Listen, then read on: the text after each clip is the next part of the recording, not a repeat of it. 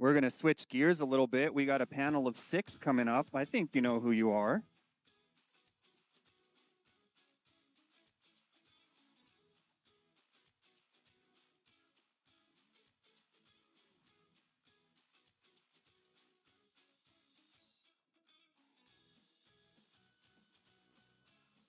All right, so we're going to switch gears. Our next panel discussion is entitled From Creative Genius to Charismatic Leader, Taking the Mantle.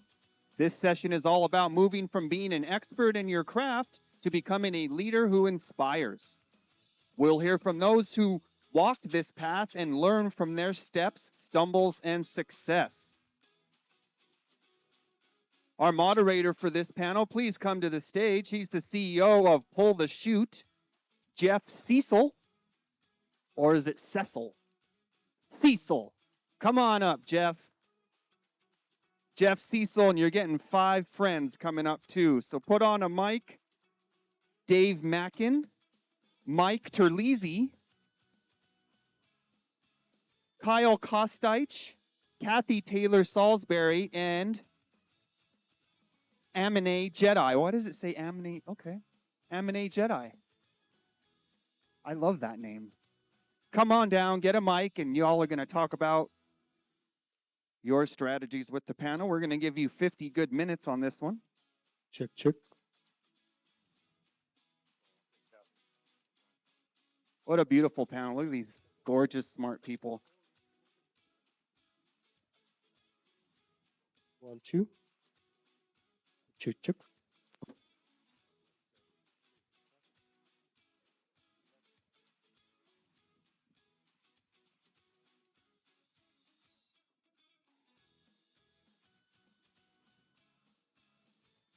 When everybody gets up, let's just go around and just do a quick little brief introduction, and then I'll walk off stage and let these guys take over.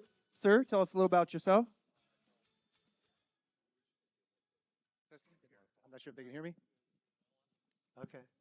Oh, you go. Am I good? Oh, yeah, they can hear me now. I'm good. So my name is Jeff Cecil. I'm the moderator today. Hope you guys are having a great day, by the way. It's the first day here at CXO, and it was kind of an exciting day for that and for the marketing team and just all the different rooms that are going on here. It's really been fun. I am the CEO and founder of a company called Pull the Chute. Pull the Chute came from a skydiving event that I did when I was 40. And so I always like to tell people that my goal in life is to help businesses grow and be the best they can be by getting them to quote unquote pull the chute and work on their companies instead of always working in their companies. So we're based out of Nashville, Tennessee. We have offices in Nashville, in Chicago, and we are opening up one in April in London, England. So we're excited about that as well. Hi, everyone. Nope, okay. Okay. My name's Kathy Taylor Salisbury, and I am coming from Phoenix, Arizona. Yes. The other valley of the sun. Um, the name of my company is Tailor Made Consultants, LLC. And what we do is we help startups to actually get started. We can uh, mainly foster you through to where if you need equipment financing, if you need help with build your business plans, things of that nature, we can help as well. I'm a finance broker, and so I can get you working capital. We can do equipment needs for anything you may have. We also do social media marketing, and we have a podcast, Health Wealth for Better Self, and to tell you just how your health can affect your money. So, thank you. Hi, everybody. Nice to meet you. To better understand what I do in my life, so I help organization to lead change management, to conduct a project of digital transformation. I'm not a guy of marketing, but I use marketing in my project, and I have a project. It's called Silver Polymer. I'm a co-founder of Silver Polymer. We produce the woven bags where we put the rice, where we put a lot of product, agroalimentary product. And I have also a company, it's called IMG Solutions, and it's a consulting company. We give a lot of solution about how we change, how we lead a digital transformation, how we adopt new technology and use a new technology. So we will share a lot of our knowledge today to speak about leadership, and it's a very pleasure. Thank you. Mike. Hey everyone, my name is Kyle Kostasic. I'm an executive creative director and I run a branding and creative group at a large agency. It's a communications agency called ICR. We're global but headquartered out of New York City. I started as a graphic designer and have worked agency side doing branding, advertising, marketing for the last 20 years. So I'm a true creative at heart. I'm Dave Macon. 7 years ago, I started a marketing agency, which I've recently sold. Now I'm a fractional CMO, which just means that I only work part-time and then nap the other half, which is working out well for me. I have not skydived. No, No, you should try it sometime. I don't think so. I think gravity may have a question. But yeah, so no, yeah, so that's what I do. I'm here from Iowa, so I know you're all jealous now.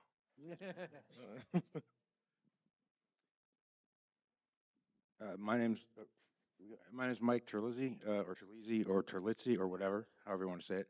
I just started a company. It's actually I changed it so it's listed as Sarissa Marketing, but it's actually called Simple Marketing. And I'd like to be working with early stage companies to basically tell their story, which means their messaging, especially with tech.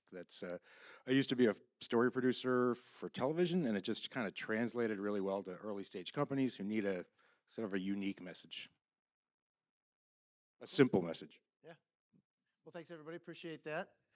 So I just wanted to kick us off a little bit by talking about creatives. My daughter is a creative. I have 3 daughters. My youngest is a creative. And I always thought of creatives as when they look at things, people always say, think outside the box. When creatives look at things, they go, there is no box. We're not thinking in a box. We're not even thinking outside the box. There's just no box at all. And I think that's an important factor because creatives, especially my daughter, when I look at her, she can start a project, and once she gets it in her head, it's like just zeroed in, put the blinders on, and get it done, right? And that's how creatives, in my opinion, seem to work well, because they know what they want to do. It's once they get it out of their heads that they do it. But they do have a tendency to kind of take a seat back sometimes and just kind of take it all in until they can kind of work through what's in their head and then finally pull that out. Right. So, that's a creative guru, right? When they can do that. My daughter's amazing. I mean, literally, I'll show her something. She'll go, move that down a ½ inch, move that over like this, and move that. And then it's like so much better. And I'm like, just crazy how she sees it in her brain. But I think that's important. So what I wanted to do was kind of start off a little bit with our first question, with keeping that all in mind, because we're going from creative genius to charismatic leader. And what I wanted to ask the panel to start things off is, what do you think is a charismatic, am I saying that word right, leader? So Kathy, we'll start with you. Okay. Well, Yeah, I think you okay. In my experience, being a leader is very difficult. You can't go into leadership thinking that you know it all. That's the first thing. If you are not a good follower, then most likely you're not going to be a good leader. But it could be for the fact that you were never really meant for that or you never embraced it. And so you may have only embraced your creative side and never truly honed in the leadership skills that you have. So I think going from creative to being an awesome leader, you have to think of the things that you would want and lead by the examples that you've had. Okay, thank you. That's the time. We'll go right down. Thank you. For me, first of all, we should understand the meaning of word charismatic. It's an old word from the Greek word, and it's a divine gift. It's maturity. You cannot be charismatic or mature without experience. You should have experience. You should experiment. You should do a lot of your of works to attain this level of maturity. We call this uh, charismatic. But genius, you can born with a lot of skills, and you can be genius. You can be so smart. You can be so intelligent. So the question is how to move on. There is a lot of development of soft skills in the Mantle that you should do to be charismatic leader. Charismatic leader, you have a vision, you will share your vision with your team member, and it's empathy. You should have a lot of empathy. You should understand your team member, because today, if I speak about just change management with leadership, with charismatic leadership, is you cannot succeed by yourself. You should succeed with other team members, and succeed is collective today. It's not individual. There is no success individual, and this is the difference between maybe a very good, talented, genius leader and a charismatic leader. So this sense of association, this sense of team building, of intelligence, collective. So this is a big difference between both. Yeah. Yeah. I got one also. So we take it. We got a lot. Yeah. You know, I think for me, the biggest thing about being a leader for my creative team is that you have to have their backs. They have to know you have their back. And it's not any different than like if you're playing sports, right? The leader is always picking the other people up. He's motivating them. He's showing them that he will be there, whether it's year-end reviews or it's in front of a client who deflates them. He needs to be able to lift them up and have their backs. And once you do that, they will then have your back, and you're truly a team. So I think that's the biggest thing.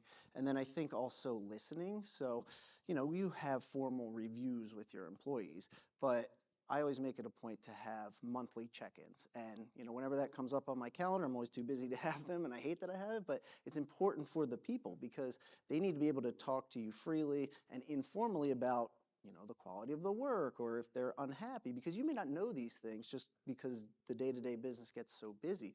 So I think, you know, listening and showing them that you have their back and truly getting them to believe in you as a leader will then just kind of organically make the team work better.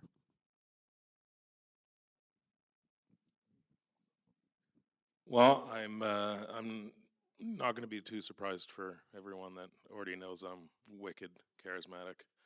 Um, it's wicked charismatic. It's on my resume. No, so the way I kind of go about leadership is um, I've I've had a storied history of being an awful employee, hence the reason I started my own company.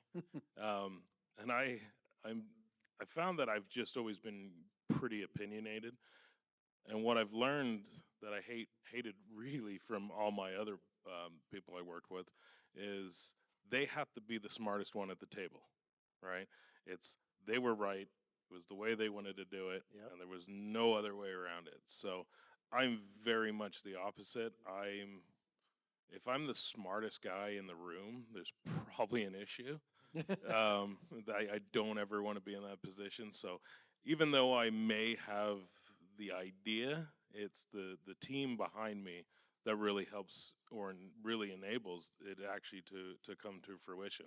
So honestly, without the team behind you, you're just an idea, and that's great, but it's not going to go anywhere.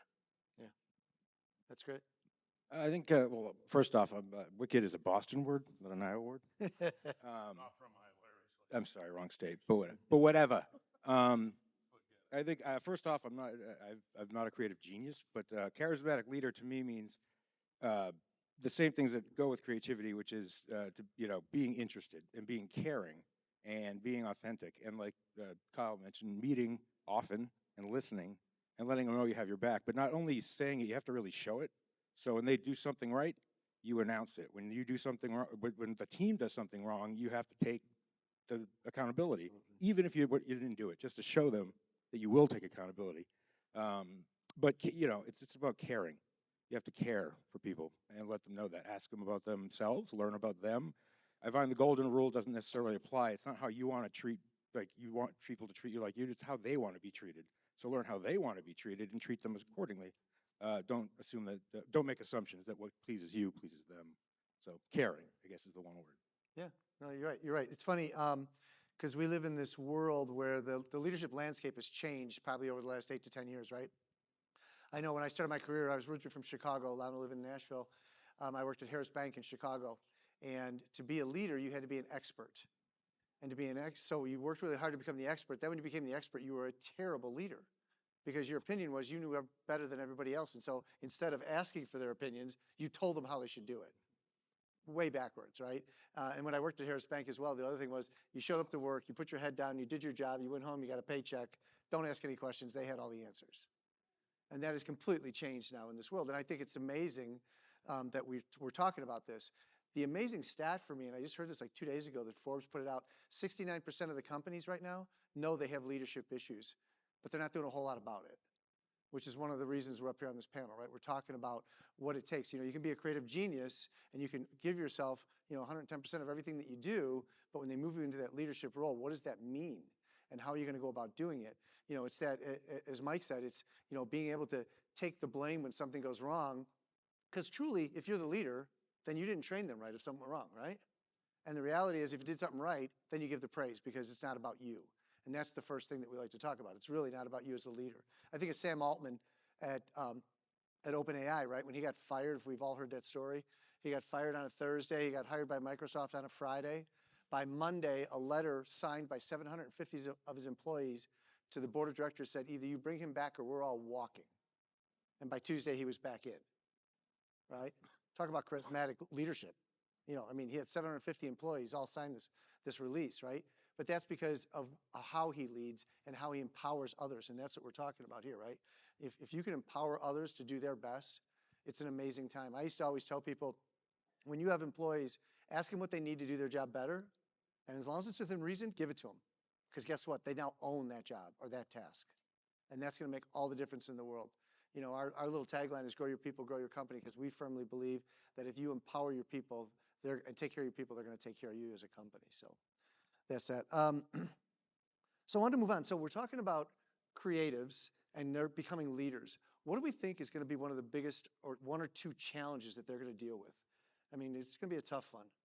Why don't you start? We'll kind of work our way back around. Yeah, you start. The tough one? Yeah, I'll give you the tough one. It's I like the fact that you came up with the whole Greek thing for the charismatic thing. So okay. This is because I did well my lesson. yeah, So just before beginning with this question, I love it so much. There is a theory, we call it 3C theory for the charismatic leader. It's compassion, collaboration, and communication. The 3C theory that makes you a great charismatic leader, and it's about culture, the culture that you will establish for your team member. So speaking about the challenge for creative genius leader, I see that the first challenge is that you can be a solo player, individual player. It's always about me. I'm the genius. I'm the one who will solve problems. I'm the one who is here to take. But when you are charismatic leader, it's about the team. It's about everyone. So maybe you can be some narcissistic, and yep, that's a challenge. yes, it's a challenge. It's a challenge because you will be the star for the team star. But when you are charismatic, you know that it's about the culture, about the engagement, about all the culture that you will develop for your team member. So this is for me the first challenge. Is not to be by yourself. You are with your team member, and you will face the problems with your team member, not just you. Right. And the success, I said it another time, the success, it's a collective success for everyone. So you should collaborate, not just playing like by yourself. For me, this is the biggest challenge. Cool. And do you have another one before we go on? Is there something else? Two for me. Yeah. The second, I think that communication, the style of communication. Yes. Because you should give a lot of security of your team member and this culture that you will establish of communication and of collaboration. You can be a genius creative leader and you cannot have it. So this is also, I think that it's a very good challenge, Absolutely. a big challenge also. Okay. Kyle? Yeah, I think from my point of view, there's two things, right? The first is clients. Clients are very tough to deal with, and a lot of creatives, when they're younger in their career, they're not face-to-face dealing with clients. They go away, they make great creative work, and then it's presented to a client who a lot of times will smash it down and completely, as I said before, deflate them. And being able to not only take that, but then lift everybody back up and, not just say, well, clients are idiots or they don't know what they're talking about, but really understand why they didn't like it and fix it is a big barrier that you have to learn how to do. And it takes a long time and a lot of years to be able to do that well.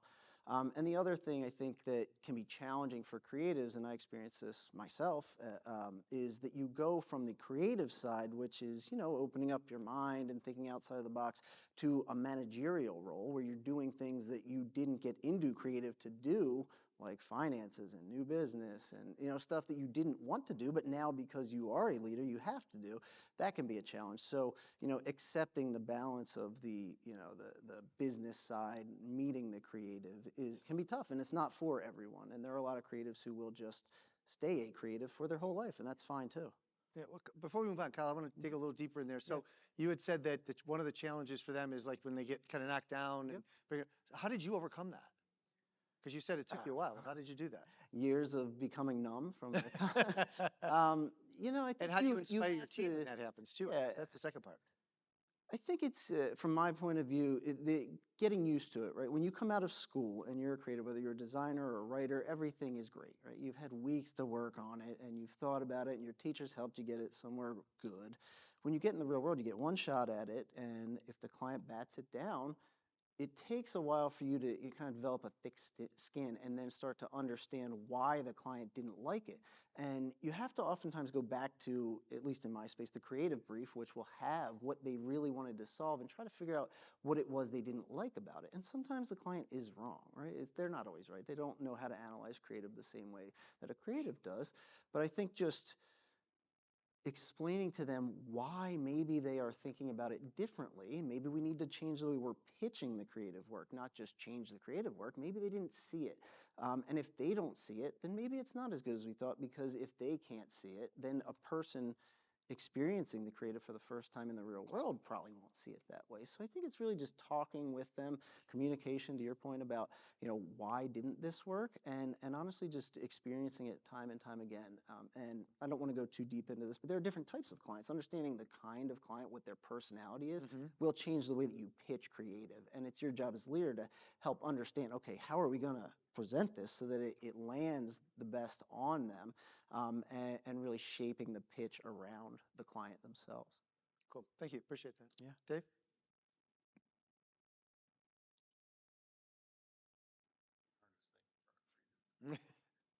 Sorry, side huddle.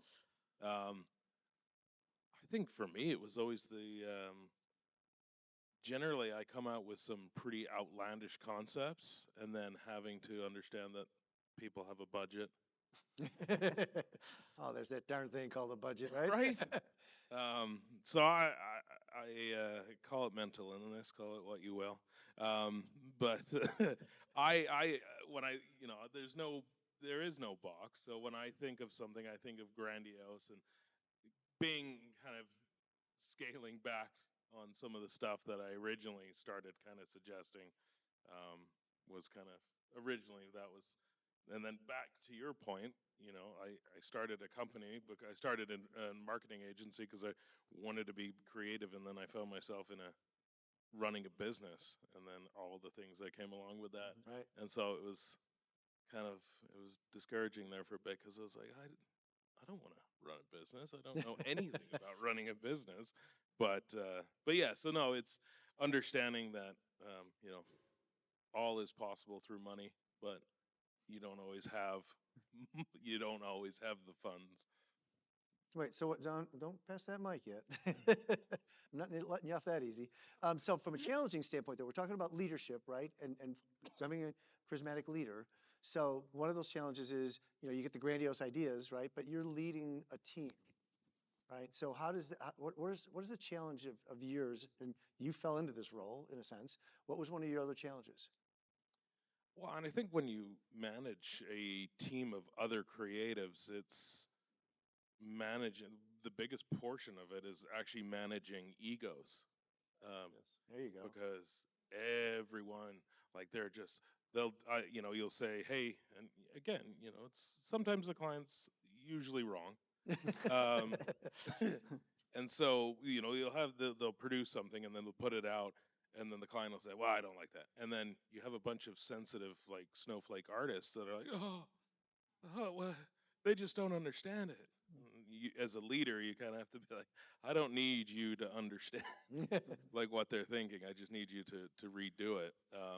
And so, as I say, you come from a creative, and then you kind of forced into a leadership position where you have to actually start understanding how business actually operates, and that it's not all about your creative vision, right? We're not Spielberg. We're Right. not making, we're not making Schindler's List with, creative freedoms.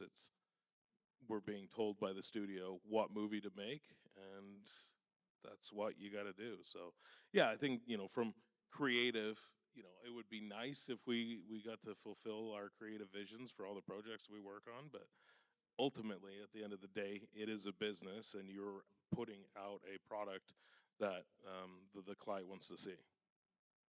Cool, thanks. Building off that point, Steven Spielberg and resources, right? So Jaws didn't have the money; they couldn't get the shark to work, and those constraints actually made it a better movie because the barrels was terrifying, and right. But if we saw the shark, it would have been worse. So often, I find less resources garners more creativity because you have to be resourceful. You have to figure it out. And as far as going from, being I was a creative. I was a jazz piano player, and I worked in story production. And then I wanted to move back to Boston, so I went to business school. And that's when I learned to communicate in a style that at first I was like, they all thought I was nuts because I was used to communicating with other creatives, all thinking out loud and blah, blah, blah. But you have like to communicate with them in a tight way. And that transfers over in that I like to let people know how I think and so that they understand where I'm coming from. And I always let them know I know what I don't know, and I'm not afraid to say I don't know. And if something's wrong, that's usually just the first step for it being right. So it's okay to be wrong, make mistakes. It's fine. Error's teacher. So that let them know that don't be afraid of saying the wrong thing because the wrong thing is often the first step to the right thing. I mean, read the first draft of that's why comedians don't let you take record their sets because that's them working on a draft. Right. Right. So you want people to see a rough draft? I wouldn't. um, so yeah, and then I think that answers the question. I don't know if it does, but Challenges for with becoming managing a leader. creative? So yeah, so Well, you were again, you were both. I got three creatives down there. it's someone if someone like you mentioned someone was like, well, if they're stubborn like that, I don't know that they're creative. I think they're creative in title only, because a creative person is fine with they can tolerate failure, they can tolerate that nag of not getting things done right now because they want to make it the best. And if they're not willing to say, um, okay, what if and yes and or some, keep it positive. That's how you foster creativity and manage creatives and let them know that the only thing like negativity kills creativity. Anyone who is to put you on the defense kills creativity. So if you have to manage creatives, you want to be um, open to the fact that I even intentionally sometimes will put bad ideas out there just to see what they say and make sure that they're not just yesing me. That's great. Yeah, it's a fun way to when they do, and I'm like, no, that's a terrible idea. But I'm glad you agree. Great. Kathy? I would just like Oh, to wait. add one last thing. Yeah. Did you know that the shark's name in Jaws is Bruce? It's it's Why so didn't we much put those less two scary names now, isn't it? If every time you see him on screen and then you just call him Bruce. together? Oh, yeah. Just Okay. go head first. I'm going to take control of the battle back over here. Mike over Kathy, go there, ahead. I just don't know. what do you mean funny? Funny how? Okay, I agree and somewhat disagree with everything they've said because I love it. I'm just joking, but not Sexist. joking, but not really joking. I'm a creative, and I come from a creative world. My family's back there. We're all very creative, and I think women mostly are. And so the problem with that is that we're used to creating and making and building and nurturing so much that sometimes we're not consistent in any one thing because we have to do everything. And we're expected to do great at everything we do. Right, ladies? Yes. We agree with that. Thank you. Yeah.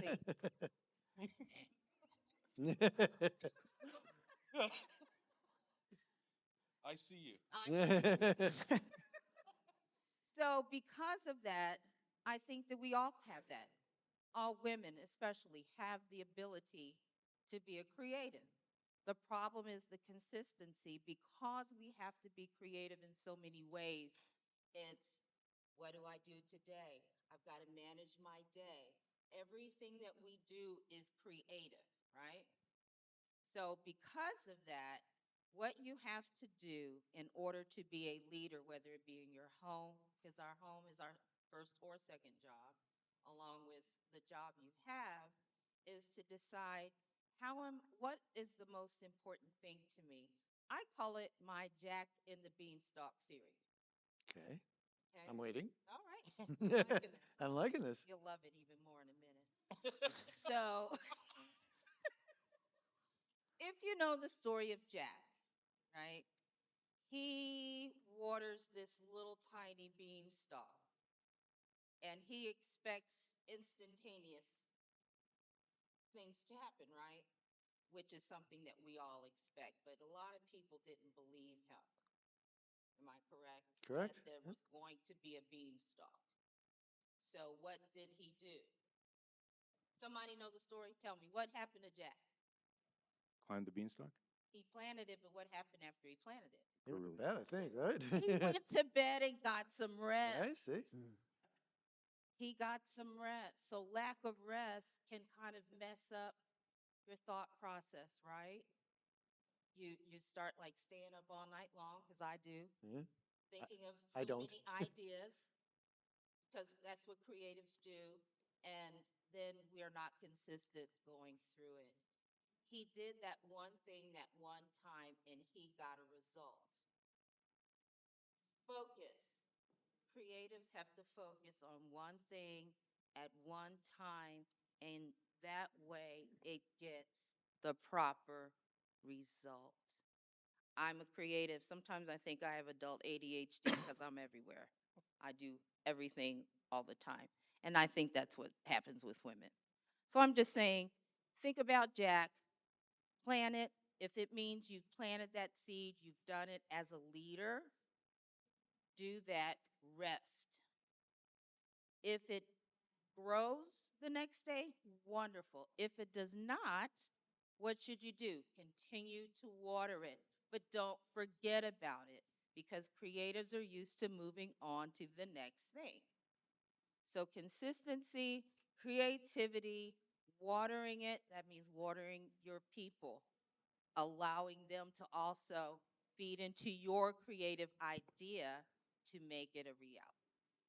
So if I'm hearing you right, you're saying that one of the biggest challenges is that we don't wait long enough Yes. to get what we need to do. We got to take a Yes. little time, pause. Yes. Yeah, it's I'll important. pull the chute. I'll punch myself there. Yeah. Yes, But you yeah, do. right. Get them to take a break. Take a break. You got to rest. Yeah. Okay. You can't expect it to be instantaneous all the time. But Right. once he rested, he realized that it grew. So sometimes you have to let things simmer, and results don't happen automatically all the time. So Yeah, that's I agree. Thank you, Kathy. that's my challenge. For me, I think that for creatives, and I think I'm a creative until my daughter looks at what I do and she goes, "Get out of the way." So no, I'm not. But I think that one of the things that I find anyway is that ability um, to delegate is a big thing for them, right? So delegating, and then when they decide they're going to delegate, letting the people go do what they should do, right? Because what happens is it's like you just said, you do everything, right? So you just want to take control and you want to get it done, and it's your way. You know how to do it best and all that stuff. So for me, I think when I think about creatives becoming leaders, that is one of the biggest challenges for them because they want to keep it all and they want to just do it versus trusting, and that's the hardest thing as a leader is trusting who you're giving the information to, right? And that comes back to training them, and which is another piece, right? So you're going to pass this stuff off. You don't just pass it off. You have to spend time, which is another issue for creatives, right? Because it kills them. They want their time, not your time. And so they're going to struggle through that. So, they really need to work. I think those are two huge challenges that they really are going to struggle with and have a hard time with. So we talked about challenges. What advice, I want to go flip the other side. You gave a little bit of advice, but I want to go even further. And Kyle, we're going to start with you this time. I want to keep moving it down a little bit. But what advice would you give creatives that are becoming leaders that would help them become good leaders? And maybe not charismatic leaders, but let's start with good leaders at this point. I don't think it's very dissimilar from everything we already talked about, to be honest. Because I think charismatic is kind of a personality trait, right? Right. Not everyone that is a good leader is charismatic and outgoing. You can lead by example. So I think, everything we've talked about, I don't want to really rehash, but I think it really is listening, being transparent, making sure you have their backs, like I said earlier, and opening up a space where everyone can feel free to share ideas, because a good idea can come from anywhere. Just because you have a good title doesn't mean that you can solve the client's problem that day. So, including everyone early on in the project, and then letting the team that comes up with the good solution take it forward. And if their idea is picked, let them have that project, because they've earned it and it's their vision. So I think just kind of doing everything you can as a leader to promote a good culture for them to think freely and work together is probably the biggest thing. Cool, thanks. I would say teaching them what's called, Robert McKinnon did these psychological studies on what's called the open mode and the closed mode. The open mode is when, like that beanstalk that you plant, it's when you sit and think about an idea, Yes. right? I always sit 90 minutes. I know I'm not going to have the answer, but I'm going to go about my life and let my back brain do the thinking, and then I'll have that moment later. But there's also the closed mode, and that's when you execute. And you have to let them know, okay, so we're operating in the open mode. Let's ideate. Let's be positive. Foster creativity. I've had engineers come up with good ideas who said they weren't creative, but they were. They just needed the right environment. But then once you execute, now you're closed mode. Okay, no more. This is execution, and then reevaluate in the open and go back to the closed, and let them know, like you said, a bad idea. Someone could put out a bad idea, and let them know that could be the first, jumping point to the good idea. But letting them know that you just, in your way of operating, this is how I think, and then be open to, let them say their piece, and maybe they do it differently. Yeah. Maybe you're wrong. Again, I've been wrong a lot. Right. Ask my wife. Yeah, well, and I think it's important that we rehash some of this stuff anyway, because, we're only up here for 50 minutes, and you guys are all doing that. And we always say to ourselves, I saw this, I got some great ideas, but then you got to implement them too. And so, kind of hearing it again and again. So I don't mind that we're rehashing a couple things and hopefully finding a couple new things as well. So Dave, what do you got? I think regardless of where you come from, going into leadership, I think the biggest thing is to stay humble. Because really, Love that. there's, I mean, I've always said that you kind of have to be full of yourself to start a business, Mhm. but to continue to be successful in business is you have to become humble to the fact that you're not the smartest one in the room. You don't know everything. There are a ton of people that do things better than you, and really to find those and foster those type of people is really what's going to make you stand out and successful as a leader. Love it. Thanks. Okay. Yeah. Okay. Give us another piece of advice here. Some more advice. Well, what I've learned today, just even because as a child, my mother used to tell me, you don't have to be the smartest person in the room. And I said, well, why not? And so as I grew to be an adult and doing leadership, um, no, it's not good to always be the smartest person in the room. But as a leader, you have to have control of your environment, not to be like your hand on things and just be so micromanaging. That never helps any situation. But you don't have to lead the same way somebody else did. And sometimes we just need a mentor to show us, because Mhm. I could be from the East, which I am, and most people, like there's a few people here, East Coasterners, we like for you to get to the point. You don't have to sugarcoat stuff, right? So if you're in the East, you're very to the point, right? Yep. In the South, it's ma'am and please and excuse We me. And eventually get there. yeah. So you do what you can with someone from the northeast Mhm. with someone from the south. So you can't take that advice and use it on Right. Jeff the same way you would use it on Dave, because Jeff might take offense, whereas Dave would be, or Kyle. Paul, Kyle. Kyle. I'm sorry, Kyle. It's all good. I don't know my kids' names either. It's okay. I do. Yeah. Weird. Yeah. So right, so you can't treat Kyle the same way you treat Jeff. So your leadership, you really got to know your audience. Honestly, I would say know your audience, know their background, because everybody's moved from somewhere, Yeah. someplace else. So you really need to. I have a form that's called how you want to be coached. How do I want to be coached? Ask people, and really just tailor your resources to them and lead accordingly.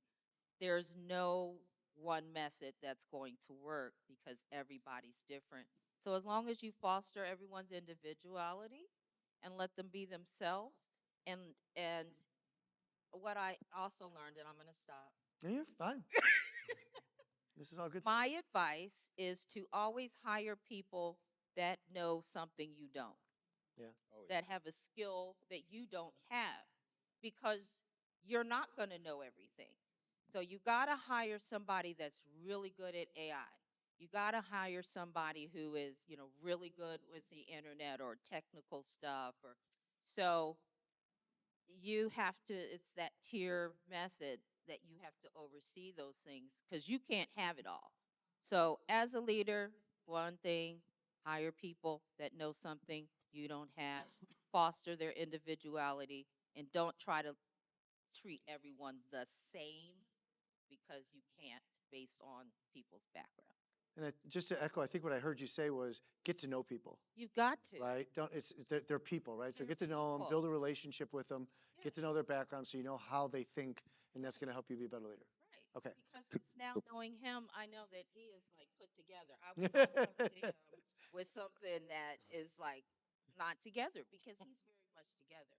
So you have to think about, okay, I'm coming to this person, even if they're a new client, don't go up to him and he's your client and you look crazy and look at him. You can't do that. You got to match Yeah. figure, match energy. All right. We met. I mean, We match I energy. mean, you got the pass that mic over. Thank you. Huh? Thank you. A lot of a lot of confidence that we build now, Yeah, and right. it's very essential for leadership. The confidence. Uh, what I will say now that genius. We are not saying that genius is bad or charismatic leader is better than genius leader. No, we need to be charismatic and we need also to be a genius. For example, an organization they put a lot of money and put a lot of budget for creativity and for innovation. So we need this aspect of creativity and innovation. But also we need the continuity of activity, and this is why we say charismatic leadership. For me, a genius leader, he will bring idea, he will inspire people, he will give the example. But charismatic leader, he will give meaning to idea, Mhm. meaning to change, meaning to challenge, and he will give a lot of, he will learn from failure.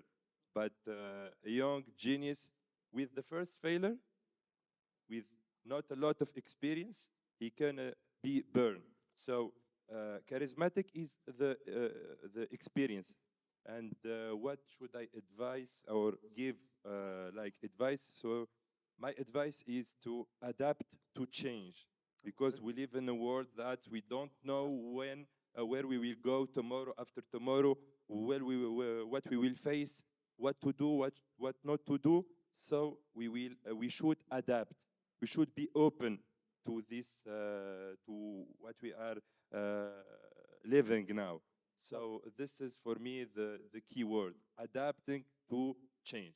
And this is charismatic leader what they do now, and charismatic management what they are doing now. That's great. Thank you so much. Appreciate that. Panel, From- we have 5 minutes for Okay. questions. For me, advice would be appreciate your people.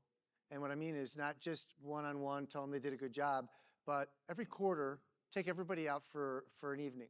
We used to do that for one of my companies. I used to live in Chicago, and one time we took everyone to the Cubs game, and there was like 15 of us. And they appreciate that so much more, right?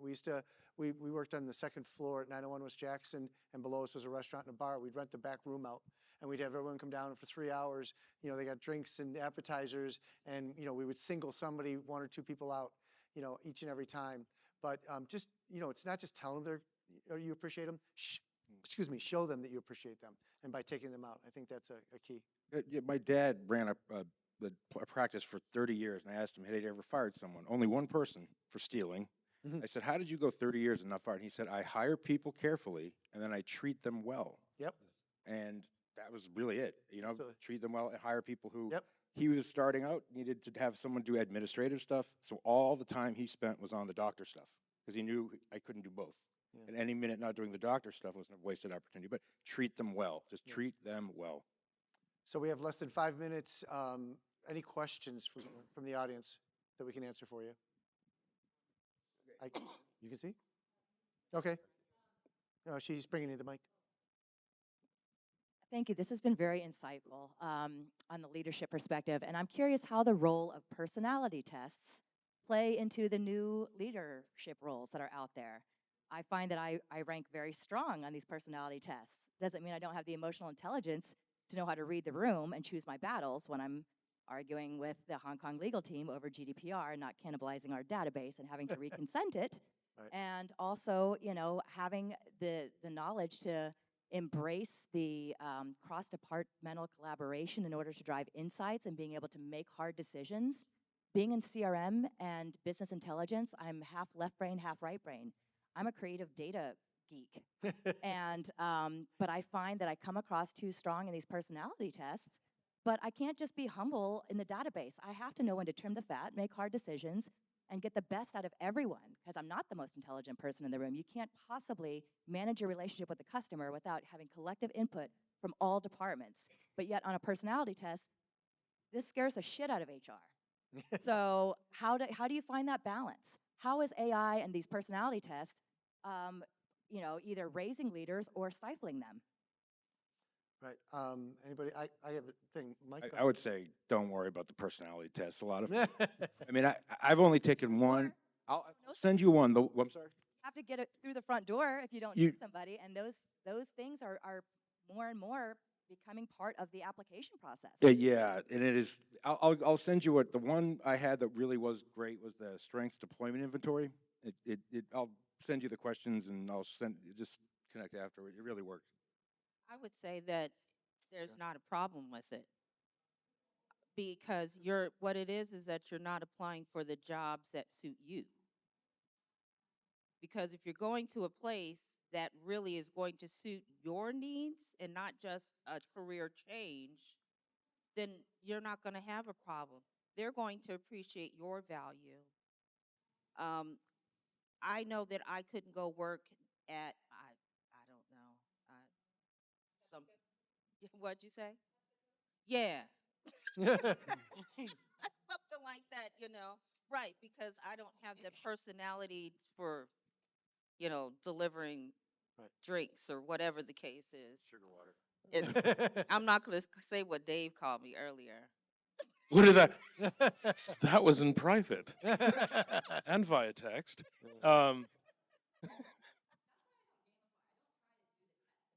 Well, no, Change, I just thi- be you. Just be you.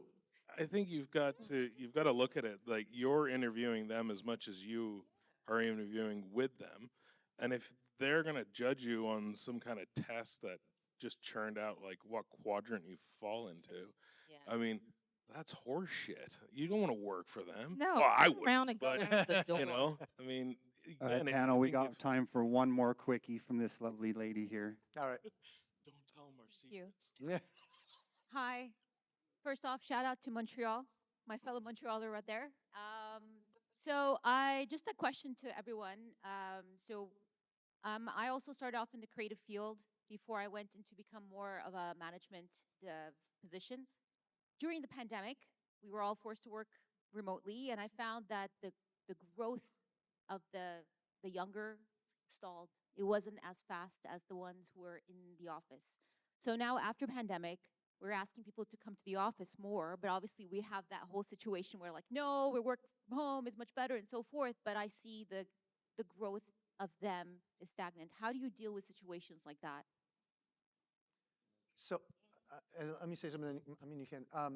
So during the pandemic, we had the same thing. I worked for a marketing PR firm. I was consulting with them, and what I would do is spend extra time. It actually caused us to spend more time than we would normally have done with people, but just to identify and work with them one-on-one, and sometimes it's through Zoom calls, most of the time, but just identify where their struggles are, where their challenges are, and then provide different solutions for them. And it became an interesting thing because I would check in on them, and they were thankful that I was actually checking in on them because they thought they were the only ones that were going through stuff and all that stuff.